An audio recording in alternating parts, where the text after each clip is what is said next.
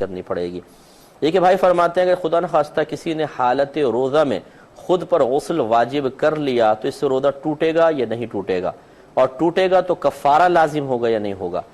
دیکھیں یاد رکھیں کہ کسی نے اگر غسل خود پر جان بوجھ کے واجب کر لیا تو اس سے روزہ ٹوٹ جائے گا۔ نبی کریم صلی اللہ علیہ وسلم کے پاس ایک اعرابی حاضر ہوئے، یا رسول اللہ میں ہلاک ہو گیا۔ سرکار نے فرمایا کیا ہوا؟ رمضان کے دن تھے، کہنے لگے کہ میں حالت روزہ میں تھا، میری زوجہ بھی حالت روزہ میں تھی اور مجھ سے غلطی سرزد ہو گئی، یعنی ہم نے جسمانی تعلق قائم کر لیا۔ تو رحمت کونین صلی اللہ علیہ وسلم نے فرمایا کہ تمہارا روزہ ٹوٹ گیا، اب تم اس کا کفارہ ادا کرو۔ عرض کیا رسول اللہ کفارہ کیا ہے؟ فرمایا 60 روزے لگاتار رکھو۔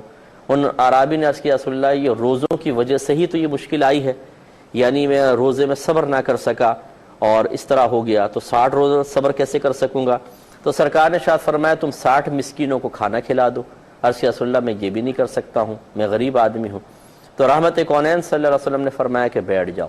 تھوڑی دیر بعد ایک کھجور کا ٹوکرا سرکار کے پاس آیا، تو سرکار نے فرمایا وہ شخص کہاں ہے؟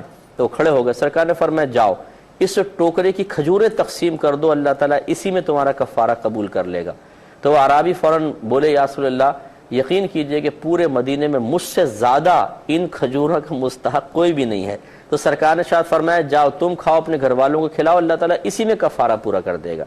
تو خلاصہ کلام یہ ہوا کہ معلوم ہوا کہ جسمانی تعلق قائم کرنے سے روزہ ٹوٹ جاتا ہے اور کفارے کا سبب بنتا ہے۔ اس کو بنیاد بنا کر فقہا نے فرمایا کہ غسل واجب کرنے میں بھی چونکہ اسی طرح جسمانی تعلق والا معنی پایا جاتا ہے کہ اس سے بھی غسل واجب ہوتا ہے، اس سے بھی ہوتا ہے، تو وہ بھی روزہ ٹوٹنے کا سبب بنے گا، یہ بھی روزہ ٹوٹنے کا سبب بنے گا۔ لیکن فرق یہ ہے کہ جب جسمانی تعلق قائم ہوتا ہے تو اس میں جنایت یا جرم کامل ہوتا ہے، کہ جہاں مکمل لذت حاصل ہو، مکمل مزہ حاصل ہو، اس سے روزہ توڑا جائے تو وہاں کہتے ہیں جرم کامل ہے، جنایت کامل ہے، اس کا نتیجہ کفارہ ہے۔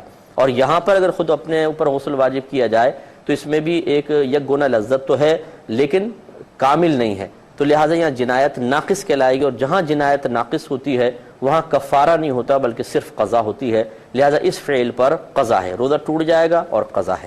لیکن یاد رکھیں اگر کوئی اس کو عادت بنا لے کہ اس کے ذہن میں آ گیا کہ اچھا جی اچھا غسل واجب کر لوں گا تو زیادہ یہ ہے کہ بعد میں ایک روزہ رکھ لوں گا، کوئی بات نہیں، تو اب پہلی مرتبہ تو اس کو چھوٹ ملے گی، لیکن اگر اس نے دوبارہ ایسی حرکت کی تو اب یاد رکھیں کہ 2 حرکتیں مل کر اس کی جنایت کو ایک طرح سے کامل کر دیں گی، اور دوسری مرتبہ کرے گا تو اب اس کے اوپر کفارہ لازم ہوگا۔ یہ اچھی طرح ذہن میں رکھا جائے۔ ایک مختصر سا بریک لیں گے۔